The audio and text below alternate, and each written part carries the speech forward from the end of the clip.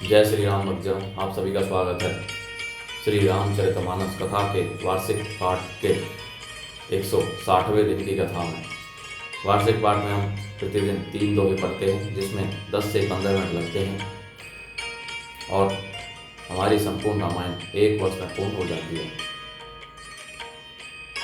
पाठ आरंभ करने से पूर्व हम शिव शंकर भोलेनाथ पार्वती माता को प्रणाम व्यापार करते हैं। वे भी हमारी श्री रामचरितमानस में सम्मिलित हों और हमें अपना आशीर्वाद प्रदान करें। तत्पश्चात सभी गुरुजनों, सभी देव देवताओं को भी प्रणाम व्यापार करते हैं कि वे भी हमारे श्री रामचरितमानस में सम्मिलित हों और हमें अपना आशीर्वाद प्रदान करें।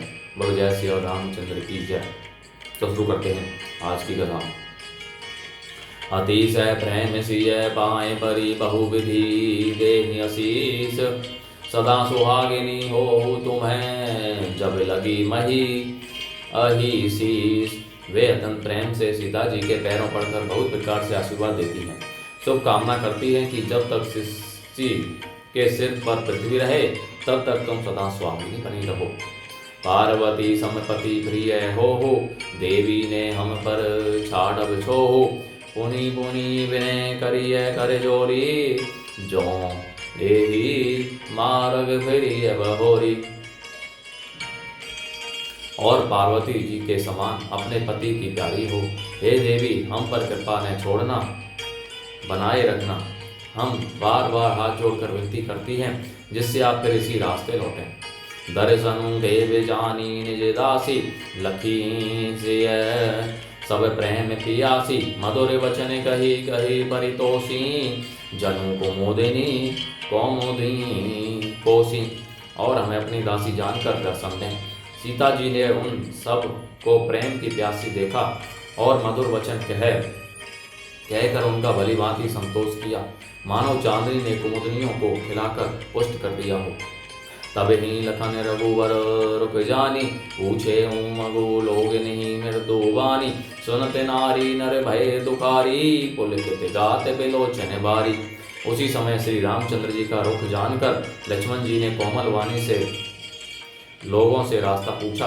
यह सुनते ही स्त्री पुरुष दुखी हो गए, उनके शरीर पुलकित हो गए और नेत्रों में वियोग की संभावना से प्रेम का जल भराया।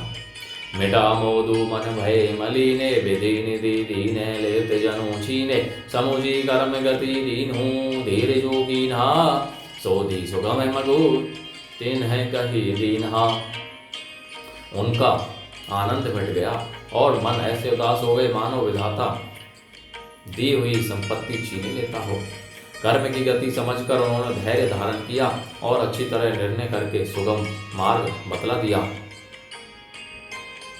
लखन जान की सहित तब कविनु कीने रघुनाथ, फेरे सब प्रिय वचन कही लिए लाई मन साथ। मंगल भवने मंगलहारी, द्रवौ सुदशरथ अजय बिहारी। तब लक्ष्मण जी और जानकी जी सहित श्री रघुनाथ जी ने गमन किया और सब लोगों को प्रिय वचन कहकर लौटाया, किंतु उनके मनों को अपने साथ ही लगा लिया। हेरत नारी नर अति पछताही, देहि दोषु देहि मन माही। सहित विषाद परस पर कही, विधि कर तब उल्टे अब सब एहि। लौटते हुए वे स्त्री पुरुष बहुत ही पछताते हैं और ही मन देव को दोष देते हैं। परस्पर बड़े ही विषाद के साथ कहते हैं कि विधाता के सभी काम होते हैं। निपट निरंकुश निठुर निशंकु, जे ही शशि कीने सरोज से कलंकु। रुख कलपत रू सागे रूखारा, ते ही पठय वन राज कुमारा। वह विधाता बिल्कुल निरंकुश, स्वतंत्र, निर्दय और निडर है, जिसने चंद्रमा को रोगी अर्थात घटने बढ़ने वाला और कलंकी बनाया, कल्प वृक्ष को पेड़ और समुद्र को खारा बनाया, उसी ने इन राजकुमारों को वन में भेजा है। जों नहई दीने वनवासो, कीने बादी विधि भोग विलासो। ए विचरही मग बिनु पद त्राना, रचे बादी विधि वाहन नाना। जब विधाता ने इनको वनवास दिया है तब उसने भोग विलास व्यर्थ ही बनाए। जब ये बिना जूते के अर्थात नंगे ही पैरों रास्ते में चल रहे हैं तब विधाता अनेकों वाहन अर्थात सवारियां व्यर्थ ही रचे। हे मही बरही दासी कुश पाता, सुभग से जिस कथ सृजत विधाता तरुवर बासने हई विधि दीन्हा धवल धाम रची रची श्रमु कीन्हा। जब ये पुष्प और पत्ते बिछाकर जमीन पर ही पड़े रहते हैं तब विधाता सुंदर सेज पलंग और बिछौने किस लिए बनाता है।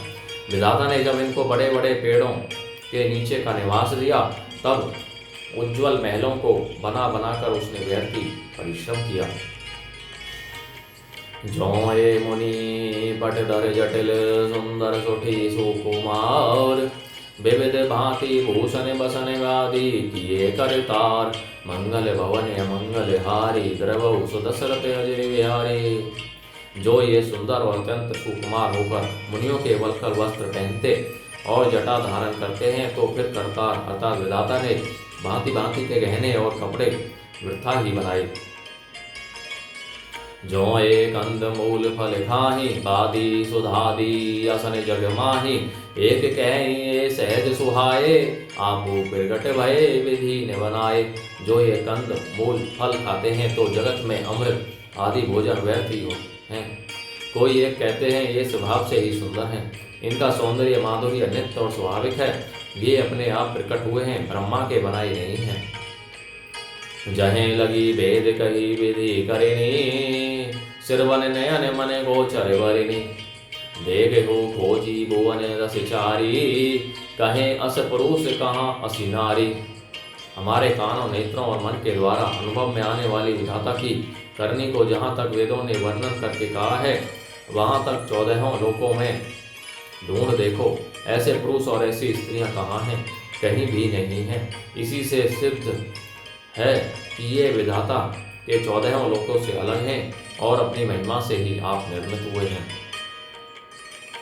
इनहि देगी विधि मनु अनुरागा पटतर जोग बनावे लागा कीने बहुत श्रम एक ने आए ते ही ईर्षा बने आने दुराए। इन्हें देखकर विधाता का मन अनुरक्त अर्थात मुग्ध हो गया। तब वह भी इन्हीं की उपमा के योग्य दूसरे स्त्री पुरुष बनाने लगा। उसने बहुत परिश्रम किया परंतु कोई उसकी अटकल में ही नहीं आए, पूरे नहीं उतरे। इसी ईर्ष्या के मारे उसने इनको जंगल में लाकर छिपा दिया है। एक कही हम बहुत न जानहि आपू ही परम धन्य करी मानहि ते पुनि पुण्य पुंज हम लेखे जे देखहि देख ही हाई जिन्हें देखे।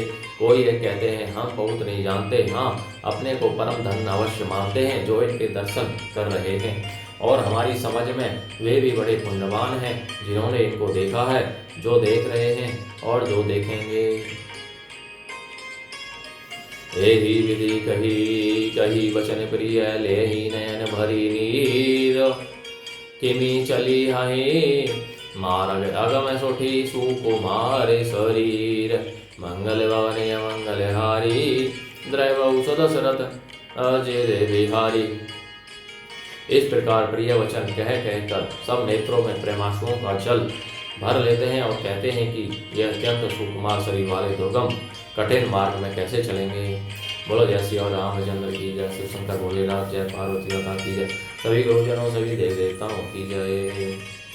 तो बच्चों आज की कथा का विराम यहीं पर होता है। आप सभी से विनम्र निवेदन है कि श्री रामचरितमानस की इस पावन कथा को अपने बंधु बांधवों मित्रजनों सगे संबंधियों बड़े बूढ़ों को पढ़ने के लिए कहें, जिससे वे अपना कल्याण कर सकें और आप परम पुण्य का भागी बने। जय श्री राम, जय श्री